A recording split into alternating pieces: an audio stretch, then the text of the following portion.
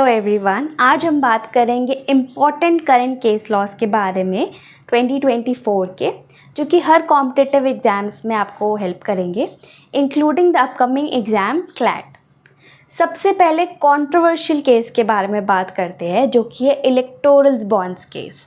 इसका टाइटल है association for democratic reforms versus union of India 2024। The scanner. The matter is in a desktop court, the Supreme Court. It is hearing petitions challenging the scheme. Challenging the validity of electoral bond scheme. Bharat के इतिहास का ये शायद से सबसे बड़ा scam, electoral bond scam, कोई एक घोटाला नहीं है, बल्कि एक घोटालों का भंडार है।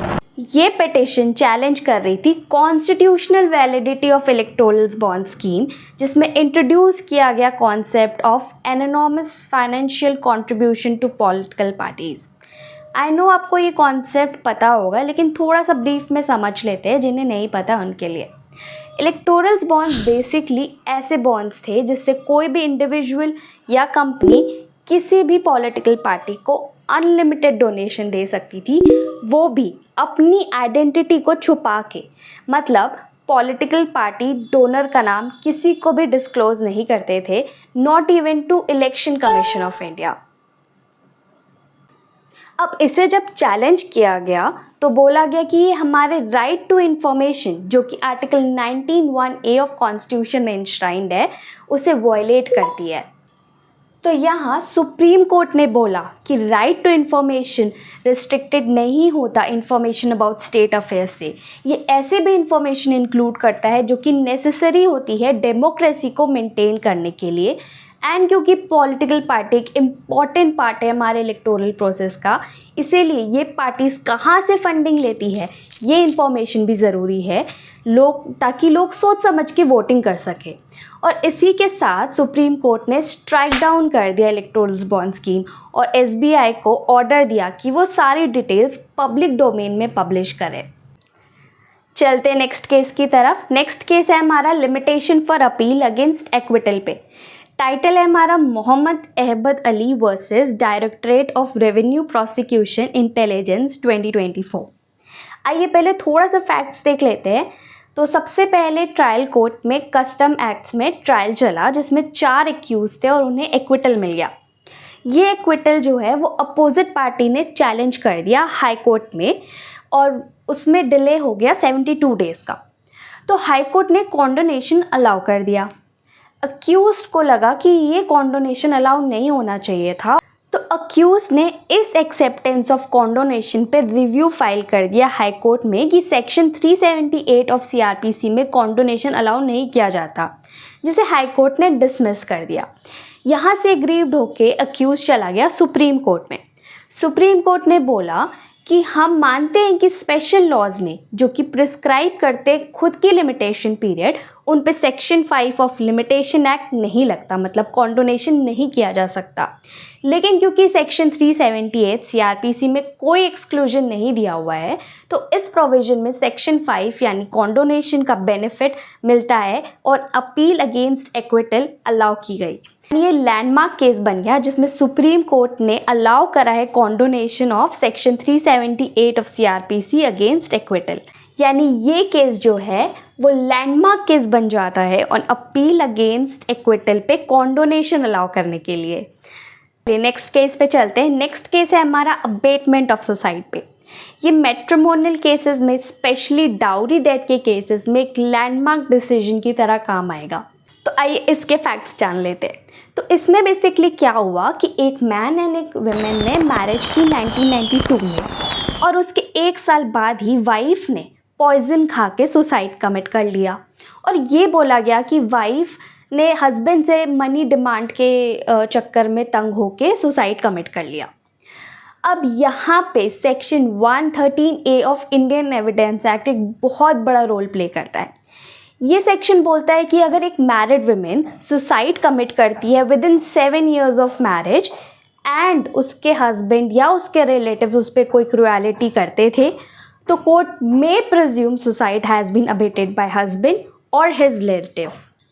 तो ये केस आके पहुंचा सुप्रीम कोर्ट, और सुप्रीम कोर्ट ने बोला कि हमारा क्रिमिनल जस्टिस सिस्टम खुद ही में एक पनिशमेंट है, क्योंकि बिना किसी कॉग्निजेंट प्रूफ के भी ये केस 30 साल तक हस्बैंड बिना किसी प्रूफ के सफ़र कर रहा है, और हेल्ड करा कि in absence of any cogent evidence of harassment और cruelty the accused cannot be held guilty for offence under section 306 of IPC, raising presumption under section 113A। इसका मतलब ये हुआ कि सेक्शन 113A का प्रिजम्पशन कि हस्बैंड ने अबेट किया होगा, इसीलिए विमेन ने सुसाइड किया है, ये प्रिजम्पशन आप तब तक नहीं ले सकते जब तक एक कॉग्नेंट एविडेंस ना हो, मतलब एक बहुत ही मजबूत पीस ऑफ एविडेंस आपके पास नहीं हो कि हस्बैंड ने हरासमेंट या क्रुएलिटी की है। आप सिर्फ इस प्रिजम्पशन के ऊपर किसी को गिल्टी नहीं कर सकते। चलिए नेक्स्ट केस की तरफ चलते हैं। नेक्स्ट केस है हमारा कॉमर्शियल डिस्प्यूट पे, Sachin Garg versus state of UP 2024। इस केस को समझने से पहले थोड़ा सा ब्रीफ समझ लेते हैं। तो ऑफेंसेस जो होते हैं वो ब्रॉडली 2 कैटेगरीज में डिवाइड होते हैं, एक सिविल ऑफेंस, एक क्रिमिनल ऑफेंस। अब कॉमर्शियल डिस्प्यूट जो है वो जनरली एक सिविल डिस्प्यूट होता है जिसमें breach of contract, non payment ऐसे डिस्प्यूट्स आते हैं। बट कॉमर्शियल डिस्प्यूट्स कई बारी क्रिमिनल ऑफेंस भी बन जाता है अगर अपोजिट पार्टी ने कोई फ्रॉड कमिट किया हो, थेफ्ट किया हो, एम्बेजमेंट किया हो या कोई भी ऐसा सीरियस नेचर का ऑफेंस कमिट किया हो तो वो क्रिमिनल ऑफेंस बन जाता है। अब आइए ये केस देखते हैं। तो इस केस में क्या हुआ, जो एपेलेंट था वो एक हेड ऑफ गैस फैक्ट्री का ओनर था एंड जो कंप्लेनेंट था वो एक बिजनेसमैन था जो कि इस गैस फैक्ट्री के पर्सन को गैस प्रोवाइड करता था। अब हर बार की तरह फैक्ट्री ने बिजनेस से गैस लिया और इस बार बिजनेसमैन ने दो बार प्राइजेस में चेंजेस किए, अमेंडमेंट किए। एक बार उसने प्राइस को इंक्रीज़ कर दिया from 1.55 to 1.6 per unit and दूसरी बार उस प्राइस को कम कर दिया टू 1.48 पर यूनिट। अब इस चेंजेस को कंसिडर करते हुए बिजनेसमैन ने इनवॉइस रेज किया कुछ 9 लाख अराउंड, जो कि फैक्ट्री वाले ने पे नहीं किया। अब इस दोनों में डिस्प्यूट अराइज हो गई। कंप्लेनेंट यानी बिजनेसमैन ने केस फाइल कर दिया मजिस्ट्रेट पे सेइंग दैट फैक्ट्री ओनर ने deliberately with intention to cause financial loss उसे मनी पे नहीं किया and criminal breach of trust commit किया, यहाँ पे उसे अब्यूज़ किया और उसे मारने की मतलब किल करने की धमकी दी। तो मजिस्ट्रेट ने section 406 of IPC criminal breach of trust, 506 criminal intimidation and 504 intentional insult to provoke breach of peace का सेक्शन लगाते हुए फैक्ट्री ओनर को समन किया।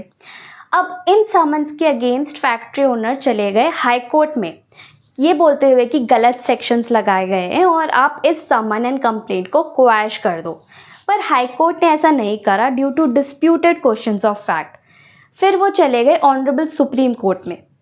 सुप्रीम कोर्ट ने ये बोला कि डिस्प्यूट हुआ है वेरिएशन ऑफ रेट की वजह से, जिससे क्रिमिनल ब्रीच ऑफ ट्रस्ट नहीं अराइज होता, क्योंकि इस केस में कोई भी ऐसा एग्रीवेटिंग फैक्टर नहीं है जिससे 406 के इंग्रेडिएंट सेटिस्फाई हो एंड एप्लीकेंट ने अपने पर्सनल यूज़ के लिए वेरिएशन नहीं किया था। It was done in course of regular commercial transaction. Court ने बोला कि ये सिर्फ एक कॉमर्शियल डिस्प्यूट है जिसे सिविल कोर्ट को रिजॉल्व करना चाहिए, ना कि क्रिमिनल कोर्ट को, क्योंकि इसमें बस एक क्रिमिनल कलर दिया गया है IPC के वर्ड्स या फ्रेज उठा के ताकि क्रिमिनल कंप्लेंट बन सके। सुप्रीम कोर्ट ने समन्स एंड कंप्लेंट्स दोनों क्वैश कर दिया। ये लैंडमार्क इसलिए भी बनता है क्योंकि आगे चल के अगर कोई ऐसे कॉमर्शियल डिस्प्यूट्स आगे आते हैं जिसमें जानबूझ के क्रिमिनल कंपोनेंट्स डाले गए हों, हालांकि वो क्रिमिनल केस नहीं बनते होंगे, तो ये केस लॉ को प्रेसिडेंट मानते हुए हम बता सकते हैं कि ये सिविल सूट्स में ही जाना चाहिए, सिविल सूट की तरह ही ट्राई होना चाहिए, क्योंकि ये सिर्फ एक कॉमर्शियल डिस्प्यूट है। और आ जाते हैं आज के लास्ट केस में, non disclosure of criminal case in job verification. Title है Ravindra Kumar versus state of UP 2024। So generally आप कभी भी जॉब के लिए अप्लाई करो, स्पेशली गवर्नमेंट जॉब्स, तो आपसे डिक्लेरेशन या डिस्क्लोजर मांगते हैं कि आप पे कभी भी कोई भी क्रिमिनल केस हुआ है कि नहीं हुआ है, और अगर हुआ होता है तो आपको वो कंसिडर भी नहीं करते, भले ही आप एक्विट ही क्यों ना हो गए हो। मतलब बाइज्जत भली भी क्यों ना हो गए हो, लेकिन वो किसी ना किसी रीज़न से आपको रिजेक्ट कर ही देते हैं। ये माना नहीं जाता कि एक्विटल में कंसिडर नहीं करते, बट ये एक प्रैक्टिकल फैक्ट है कि अगर आप पे क्रिमिनल केस है, भले ही आप एक्विट हो या आप नहीं हो, वो आपको कंसिडर ही नहीं करते। इसीलिए आपने देखा होगा कि अक्सर लोग को डराया जाता है ये बोल के कि आप पे झूठा केस कर दूंगा, आपको फंसा दूंगा, पूरी लाइफ बर्बाद हो जाएगी, जो कि सच भी है। क्योंकि अगर आप पे एक बार क्रिमिनल केस का टैग लग जाता है तो आपको जॉब मिलने में काफ़ी दिक्कत होती है, या आप कहो कि गवर्नमेंट तो मिलती भी नहीं है। तो आइए देखते हैं इस केस को। जो एपेलेंट था यहाँ पे, उसने कांस्टेबल की पोजीशन के लिए अप्लाई किया और एप्लीकेशन के 5 दिन बाद ही उस पर क्रिमिनल केस हो गया। एप्लीकेंट ने एग्ज़ाम दिया और इंटरव्यू दिया और दोनों ही क्लियर कर दिया, और उसी के बीच में उसको फेवरेबल एक्विटल का ऑर्डर भी आ गया। सिलेक्शन के बाद उससे एफिडेविट सबमिट करने को बोला गया और उस पर पूछा गया कि क्रिमिनल केस कभी रजिस्टर हुआ है, तो उसने मना कर दिया कि नहीं हुआ है, जबकि उस पर क्रिमिनल केस भी हो चुका था और वह एक्विट भी हो चुका था। ये बात जब पता चली तो उसका सिलेक्शन कैंसिल कर दिया गया फॉर प्रोड्यूसिंग फॉल्स एफिडेविट। ये इशू चला गया सुप्रीम कोर्ट में।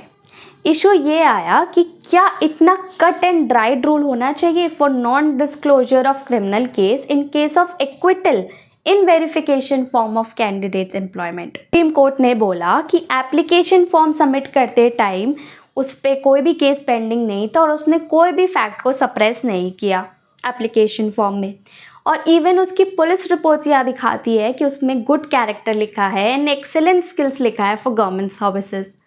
एंड सारे फैक्ट्स को कंसिडर करते हुए कोर्ट ने बोला कि ये non disclosure of criminal case जहाँ पे एप्लिकेंट जो है वो एक्विट हुआ हो, ये इतना भी फेटल नहीं यहाँ पे लग रहा।